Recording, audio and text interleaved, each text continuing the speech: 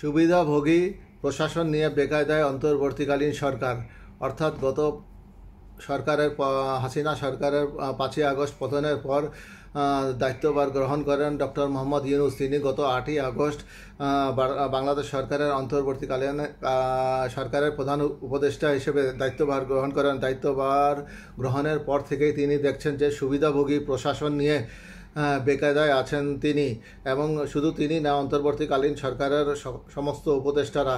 গত 1.5 দশকের আওয়ামী লীগ সরকারের শাসন আমলে জনপ্রশাসনে অনুমোদিত সংখ্যার চেয়ে প্রায় 1.5 গুণ বেশি কর্মকর্তাকে পদোন্নতি দিয়ে জ্যেষ্ঠ সচিব ও সচিব করা হয়েছে। অর্থাৎ নিয়ম বহির্ভূতভাবে অনেককে সুপারসিড করে পদোন্নতি দিয়ে সচিব এবং জ্যেষ্ঠ সচিব করা হয়েছে। এতে করে প্রশাসনে একটি অস্থিরতা এবং ক্ষোভ বিরাজ করছে।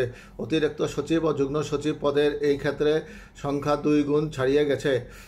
এতে অতিরিক্ত কর্মকর্তাদের বেতন ভাতা এবং ঘর ভাড়া বাবদ একদিকে প্রশাসনিক ব্যয় যেমন হু হু করে বেড়েছে, তেমনি অনেক ক্ষেত্রে নিয়ম নীতির তোয়াক্কা না করে রাজনৈতিক বিবেচনায় পদোন্নতি দেওয়ায় বাকি কর্মকর্তাদের মধ্যে ক্ষোভ সৃষ্টি হয়েছে।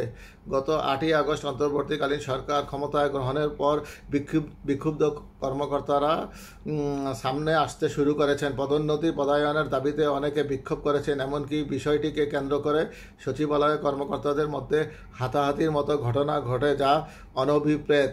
একই সঙ্গে শেখ হাসিনা সরকারের সময় গুরুত্বপূর্ণ দায়িত্ব পাওয়া কর্মকর্তাদের সরিয়ে সেখানে নতুন মুখ আনতেও দেখা যাচ্ছে। ফলে মাথা ভারী প্রশাসনের মাথা আগামীতে আরও ভারী হতে যাচ্ছে কিনা সেই প্রশ্ন উঠছে।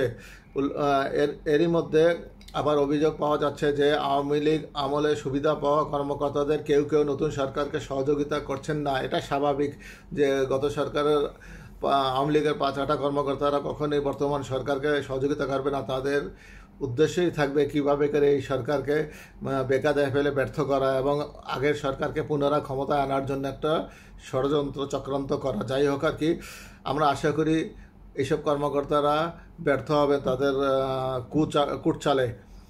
সব মিলিয়ে ক্ষমতা বদলের 1.5 মাস পরেও প্রশাসনে এক ধরনের অস্থিরতা ও সরকারি কাজে ধীর গতি দেখা যাচ্ছে, যা নিয়ে বেশ বেকায়দায় পড়েছেন অধ্যাপক ডক্টর মোহাম্মদ ইউনূসের সরকার।